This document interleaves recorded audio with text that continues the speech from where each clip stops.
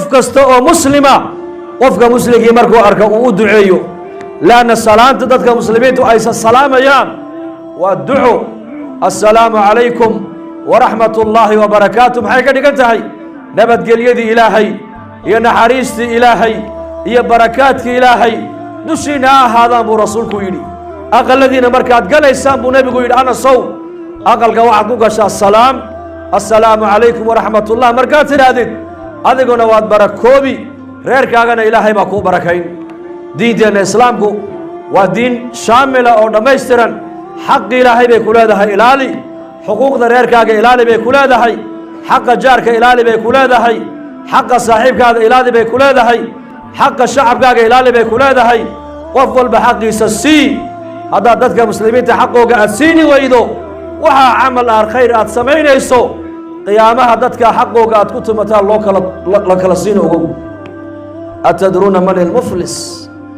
qofka caydha miyaa taqaanaan buu nebigu saxaabada ku yidhi saxaabadu waxay yidhahdeen caydh waxaan u naqaanaa annaku qofka diinaar iyo dirham waa lacag magaceed iyo mataac alaab aanan haysan baan u naqaanaa markaa buu nebigu sal allahu alay wasalam wuxuu yidhi caydhu waxa weeyaan waa nin qiyaamaha iman doona salaadii buu la iman soonkii buu la iman zakadii buu la iman xajkii buu la iman laakiin dad badan baa marka qiyaama hortiisa lasoo tumi daadna waxay odhan doonaan yaa rabbi aniga kan dhiig buu iga daadiyey buu odhan doonaa kanuu i dhacay buu odhan doonaa kanuu i garaacay buu odhan doonaa kanuu i xantay buu odhan doonaa kan cirdigaygiiba caayay buu odhan doonaa daadna markaasaa ilaahay odhan doonaa khayrka uu soo shaqaysta ka qaada isaga oo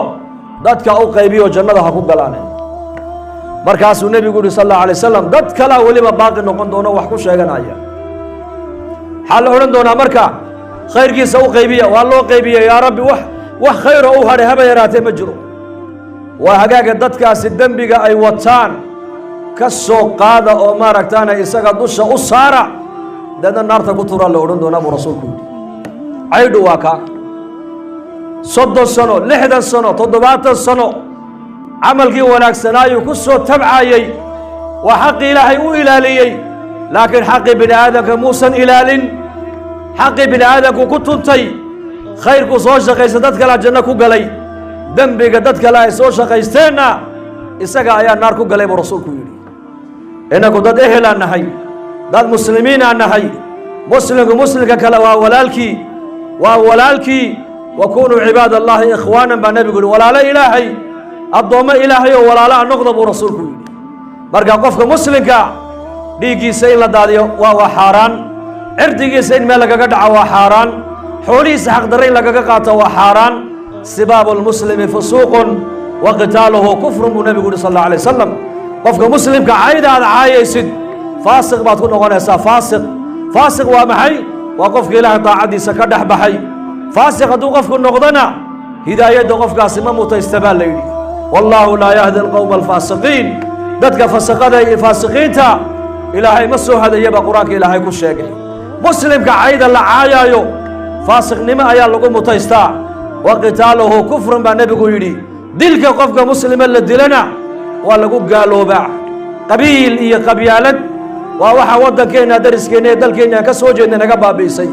innagu dad muslimiina ilaahay naga dhigay diin islaama ilaahayna siiyey caqiide midaata ilaahay nagu deeqay madhab keliya ilaahayna siiyey luqo keliya ilaahay nagu deeqay qofka muslimka ee walaalka muslimka islaamnimadiisa ku tixgeli meel islaamnimo ka hoosaysa ha yeelin waxaad tidhahdaa anigu muslim baan ahay walaalkaaga muslimka haddaad wax u taraynin ha dhibin haddaad ka farxinaynin ha ka murugsin haddaad ammaanaynin ha canaanan abaadar alkhifaari saxaabiga la odhan jiray ayaa bilaal alxabashi buu ku caayay hooyadii waxa uu ku yidhi ina hooye madow buu ka yidhi markaasaa nebiga loo sheegay calayhi salaatu wassalaam markaasaa nebiga wejigiisii baa bedelmay yaa abaadar acayartahu biummihi baa nebigu yidhi yaa abaadar ma hooyadii baad ku ceebaynaysaa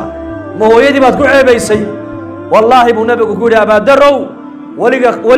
weli adiga khaslad jaahiliyadii baa kugu jirta buu rasuulku yidhi marba haddaad hadal cunsuriyada aad ku hadlayso oo bilaal aad u nisbaysay hooyadii sii madoobayd aad ku caayday weli khaslad jaahiliyadaa kugu jirta buu nebigu ku yidhi markaasuu Abu Dar uu ku yidhi yaa rasuulallah dembi dhaaf ilaahay ii weydii muslimiinta walaalayaal haddii mar ilaahay naga dhiga dad muslimiin oo shahaadanaya waa inaan diinta islaamka isku jeclaanaa diinteena islaamka waa inaan isku qadarinaa diinta islaamka waa inaan isku xidhiidhinaa jaarku jaarkiisa xaqiisa waa inuu iska ilaaliyaa xuquuqda jaarka waa saddex bay culimmadu yidhahdeen jaar xaq keliyuu leeyahay jaar laba xaq buu leeyahay jaar saddex xaq buu kugu leeyahay jaarka xaqa keliya kugu le waa jaarkee waa jaarka gaalka qof gaala daristii ka soo qaad isku diin ma tihiin waa inaad tidhahdaa maaragtaanay xaqii jaarnimo kugu leeyahay jaarkaaga xaqiisa ilaali cabdillaahi bn cumar bnu khadaab radia allahu canhuma ayaa dariskiisu nin yahuudiya ayuu ahaa cabdillaahi markuu ka yimaada masaajidka reerkiisa wuxuu ku odhan jiray cuntada aad kariseen jaarkeenna wax mauga geyseen buu odhan jiray bal fiirso waa yahuudi nin yahuudiya ayaa yidhi aqalkayga waan gadayaa ha layga iibsado waan ka guurayaa dalke oo waan bedelanayaa dhulke markaasaa lagu yidhi qiimihiisu waa imisa waa 120 kun oo dirham buu yidhi markaasaa lagu yidhi aqalka qiimihiisu waa 20 kun boqolka xaggeed ka keentaa lagu yidhi boqolku waa runtiin aqalka qiimihiisu waa 20 laakiin boqolku waxa weeyaan sheekha dariska ila ah darisnimadiisaan 100 kun ku iibinayaa buu yidhi waana kuma sheekhaasi waa cabdullaahi ibnu mubaarak allah u naxariistee qofka muslimka akhlaaqdaada waa inay gaaladu diinta ku soo gasho saad xuquuqdooda u ilaalinaysid waa inay diinta islaamka ku jeclaadaan tani waa addoontii kani waa addoonkii ha odhanine kani waa bani aadamo ilaahay baa karaameeyey adigaa lagaa rabaa islaamnimada ilaahay kugu deeqay inaad isagana aad u damqato ood u bandhigtaa diinta islaamka nebigeenna calayhi salaatu wasalaam wiil yaroo yahuudiya u adeegi jiray yahuuddu nebiga inuu nebi yahay way garanayeen markaasay ubadkooga u soo diri jireen ay odhan jireen ordoo nebiga maaragtaan u adeega si ay barakadda nebiga iyo ducadiisu inigu dhacdo markaasuu nebigu sal alla alay slam yarkaa yara ghulaamka ee yahuudeed baa nebiga u adeegi jiray o u khidmayn jiray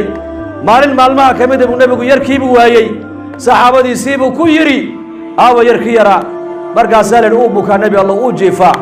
deedna nebigu calayhi salaatu wasalaam uu soo siyaartay uu u yimid oo uu buuqday wuxuu arkay yarkii yaraa oo sakaraad ah markaa buu nebigu xagga madaxa ka fadhiisto wuxuu yidhi yaa ghulaam qul laa ilaaha ila allah wiilkan yarow waxaad tidhahdaa laa ilaaha ila allah waa u shaqaynayey laakiin nebigu diintuu u bandhigayaa inagana way noo shaqaynayaan aqalladay noo dhisayaan aqalladay nooga shaqaynayaan dad badan oo dadkeennu waa addoontii bay leeyihiin may addoon weeyaan addoon ilaahay bay ahaayeen laakiin cid addoonnimada u bandhigtaa la waaye maanta saad adigu aad addoon ilaahay inaad u garanaysa inaad tahay iyakuna ha u gartaane islaamnimada ilaahay kugu deeqay dadka jeclaysii yarkii yaraa u ashaahatay markii dambe aabbihii baa ku yidhi atic abalqaasim hadalkiisa maqalo ashahaado deedna markuu ashaahatayna naftii baa ka dhacday nebigeennu calayhi salaatu wasalaam waxa uu ka soo baxay isagoo faraxsan oo wejigiisu aad moodaysa dayax iftiin ka baxaayo oo leh alxamdu lilaahi aladii anqadahu min annaar ilaaha yarkaa yar naarta ka badbaadiyey ayaa mahadla isagoo nebigu aqalka ka soo baxay hadduu dariskaagu yahay gaal xaqii darisnimo kugu leeyahay ilaali hadduu dariskaagu muslim yahayna laba xaq buu kugu leeyahay dariskii islaamnimada iyo iyo xaqii darisnimadu kugu leeyahay haddaad qaraabo tihiinna saddex xaq buu yeeshay xaqii jaarnimo xaqii islaamnimo iyo xaqii qaraabanimo inaga dadkeennu wada qaraabaa nahay ilaahay baa dad muslimiinah oo haddaan isku abtirsanno meel umaan iskugu wada imanaynaa markaa waa inaan istixgelinno weeyaan oo nebigeenna calayhi salaatu wasalaam nin saxaabada ka mid ah nebiga ku yidhi gabadh baa dariskayga ah waa gabadh salaad badan soom badan laakiin jaarkayga carabkay ku dhibtaa ee ka warran nebi allow markaa buu nebigu yidhi taasi naar bay ku dhex jirtaa naar ku kalaa yidhi anigana heblaayaa dariskayga ah salaaddeedu ma badna gabadha 5 waqti bay tukataa bas bisha ramadaanna way ka soontaa laakiin jaarkayga way nabadgelisay baa la yidhi ee ka warran nebi allow markaa buu nebigu yidhi calayhi salaatu wasalaam taasina jannay ku jirtaa buu nebigu yidhi taasina janno ayay ku jirtaa janno sidaa darteed walaalayaal diinteennu xuquuqda in la ilaaliyayna amraysaa xaqa ugu horreeyana waa xaqa ilaahay caza wajalla xuquuqa alcibaad addoommaha xaq kugu leh iska daa xuquuqa alcibaade xayawaanka inala nool xaq bay leeyihiin awr ayaa magaalada Madiina nabigu isagoo dhex maraya xagga nabiga u soo dhaqaaqo oo xarigiisii soo goostay saxaabadu way yaabeen way naxeen markaa buu nabigu iska jooga halkiina awrka siduu u soo socday ayuu nabiga u yimid calayhi salaatu wasalaam labada indhood buu markaa ilin ka sii daayey markaa buu nabigu awrka gacanta ayuu saaray gacanta markaasuu awrkan ayaa leh awrkani waxaa la yidhi yar nin dhalinyaro reer Madiina oo ansaariya iska leh markaa buu nabigu igu yeedhay yarkii yaraa markaa buu nabigu alaa tattaqi allaha fi hadihi albahiima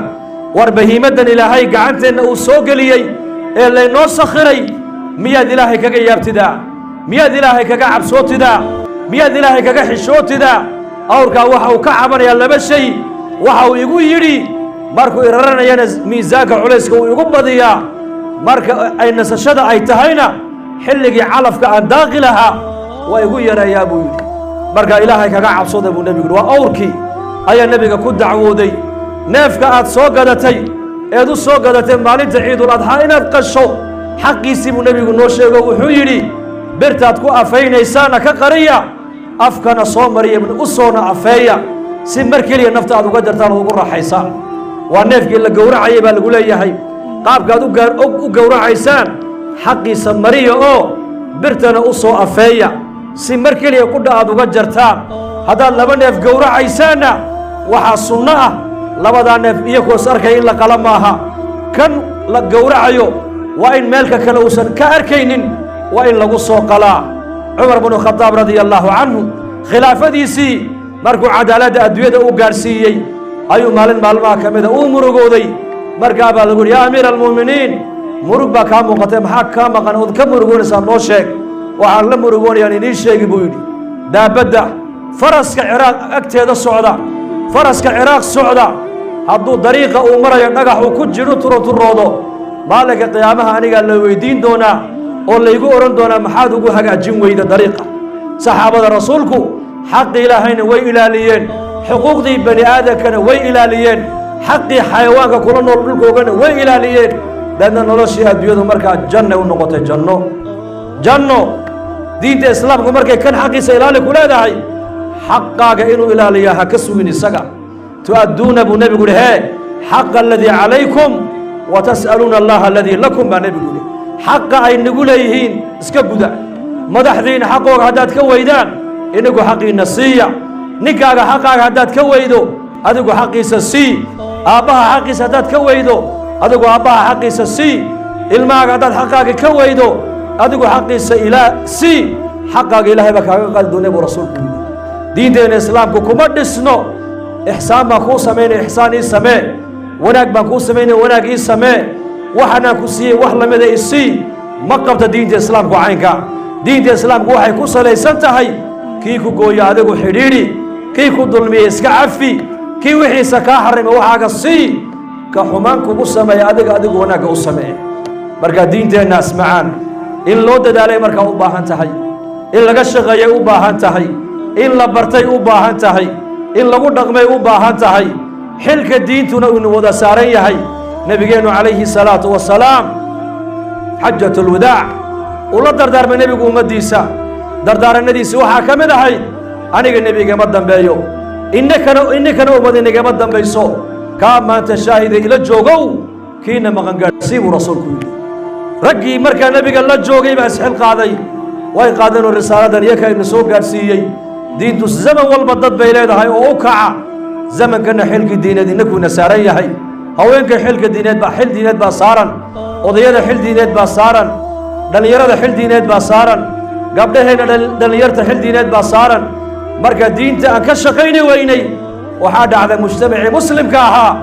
in dhallinyaradu dad kale ay ku daydaan oo dhaqan dad kale aan qaadanno oo caqli dad kale ay leeyihiin aan ku soconno maxaa keenay in layna bedilo maanta waad ogtihiin mujtamaca islaamka meeshay doonayba ha joogaane waa layna bedelay waa layna saameeyey maxaa laguu saameeyey dadka dadaalaya waxay wadaan baa ku soo geli adigu laakiin haddaad dadaali lahayd xaqa adigu aad wadda ummadda kale gaadhi lahaa naftayda iyo lafihiinnaba waxaan ugu nasteexaynayaa inaan diinta dadaalkeyga aan u kacno oo aan culummada keliya iyo mucallimiinta iyo ducaadda keliya aan ku eegine haweenkeenna dhallinyaradeenna madaxdeenna mijaheenna caamadeenna culimmadeenna tujaarteenna fuqaradeenna inaan diinta dadaalkeega gacmaha isku qabsanno oo nidhaahno wactasimuu bixabli illaahi jamiican